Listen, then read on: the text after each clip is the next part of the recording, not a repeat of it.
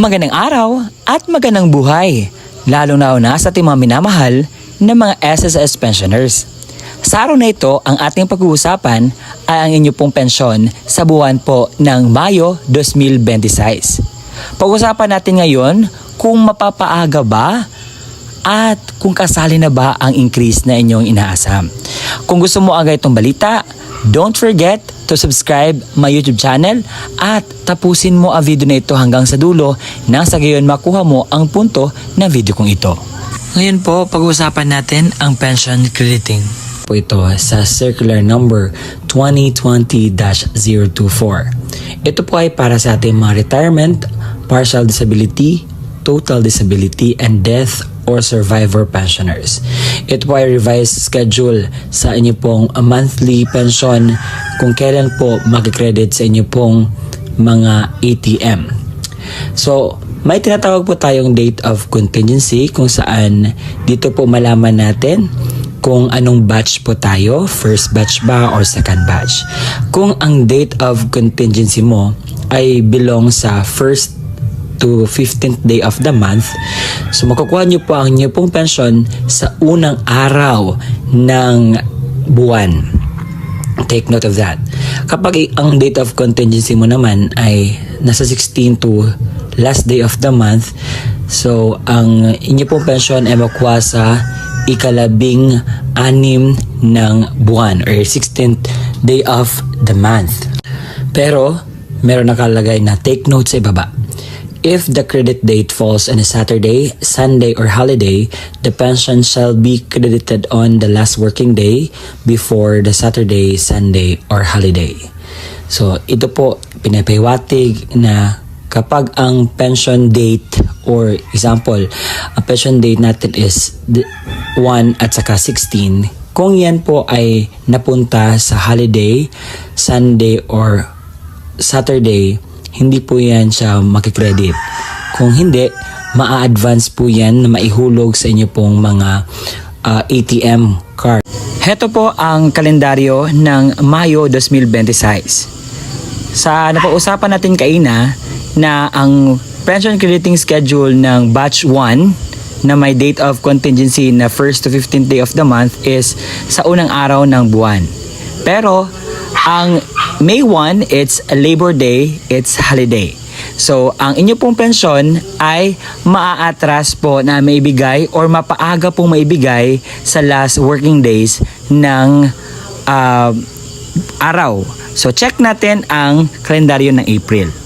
Ang last working days ng April ay sa April 30, 2026. At dito po ninyo i-expect na maibigay po ang inyo pong pensyon sa SSS. Pero take note, sa first batch lamang po ito. Ngayon po, pag-usapan naman natin ang second batch na may date of contingency na 16 to 31st of the month. Ang May 16, 2026 ay natapat po siya sa Sabado. So, ibig pong sabihin, ang inyo pong pensyon ay maibigay ng advance at maibigay po ito sa May 15, 2026. Sasagutin natin itong katanungan, bakit delay ang crediting ng pensyon? May mga bangko po na minsan ang kanilang crediting schedule ay medyo delay. So nakadepende po yan sa bangko. May mga bangko naman na early sila mag-credit po ng inyong pension. So nakadepende po yan. Ang sagot po niyan is nakadepende po ang crediting na gagawin po ng bangko sa inyo pong pension. May dapat gawin ang pensioners sa end of the month para po mapatuloy po ang inyo pong pensyon na hindi po siya maaputol o matanggal po sa inyo. Heto po ang dapat nyo gawin, pakinggan. ACOP or the Annual Confirmation of Pensioners Program. So ano ba pa itong ACOP? Ang ACOP po ay reports ng ating mga pensioners sa SSS sa yearly basis para po mapanatili natin ang ating tinatanggap na pensyon sa pwede po nating maging eligible po tayo. So ito po ay according sa Republic Act number 11199 or the Social Security Act of 2018. So ang mga taong ito ang dapat pong magpahakop. A. Mga retirement pensioners residing in the Philippines na may edad 80 years old and above. So nagsisimula po ito noong March 2024. Pangalawa, yung mga retirement pensioners na nag-reside na sa abroad.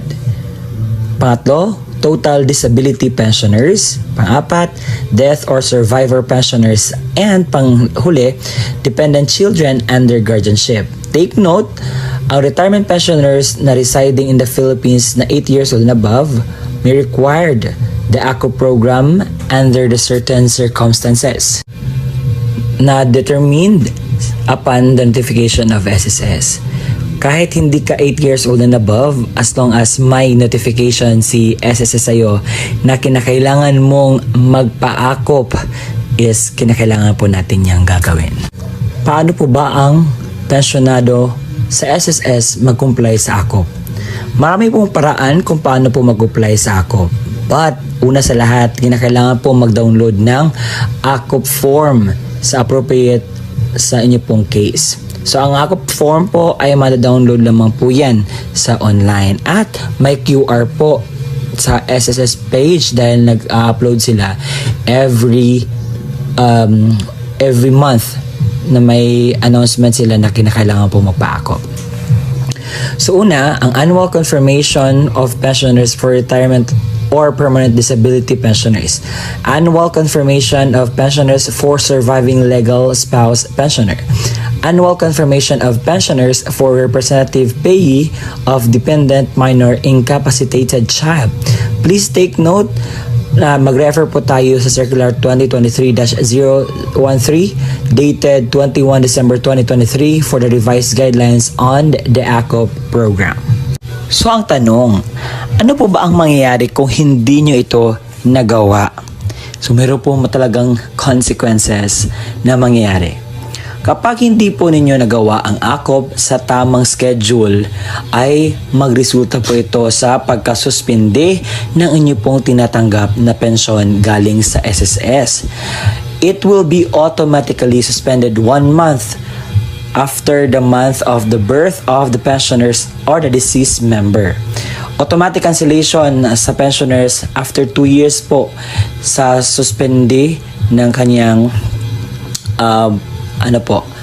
pagpa-ACOP. Kinakailangan po talagang magpa-ACOP dahil ang purpose po ng ACOP is inaalam ko ang SSS pensioners is still alive or still eligible to get a pension galing po sa SSS. Dahil naibalita po noong nakaraang Disyembre na marami pong mga patay na ng mga SSS pensioners na nakatanggap pa rin ng pensyon.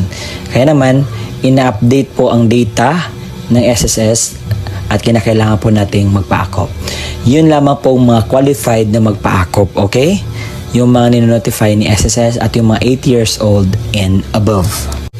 Kung ang pensioner ay nasuspindi na ang kanyang pensyon, paano nga ba po ba dapat gawin para po maibalik ang kanyang pensyon? So, ang dapat pong gawin para maibalik po ang inyong pensyon is kinakailangan pong mag-comply. Resumption of pension shall be within 2 months kapag makomply mo na ang inyong pong pensyon. What I mean, ang inyong pong ACOP. Kinakailangan ang recalled pension. Yung mga hindi mo natanggap na pension ay kinakailangan po yung maibigay kapag tapos ka na pong mag-comply lahat para sa inyong pong ACOP. If any and all accrued pension shall be credited to the pensioner's account. Ibibigay naman po yun dahil ang pension na iyon ay hindi sa SSS, kung hindi sa inyo po iyon, mga minamahal kong SSS pensioners. Sana malinaw po sa atin ang balita patungkol po sa magaganap po na May 2026 pension crediting schedule sa mga SSS pensioners. Naibigay ko na po lahat at kung ikaw ay alam mo na ang balitang ito, so ang video na ito ay hindi para po sa inyo. Pwede ko na pong mag-scroll pero sa mga baguhan pa lang na hindi alam, sa mga nagtatanong patungkol po dito, sa kanila po ang video na ito. Kung alam mo na, congratulations, pero kung sa mga taong hindi pa alam nito, para sa kanila po ito, intended. Okay? Kasi marami namang magagalit dyan bakit ba paulit-ulit na lang ganito ganyan?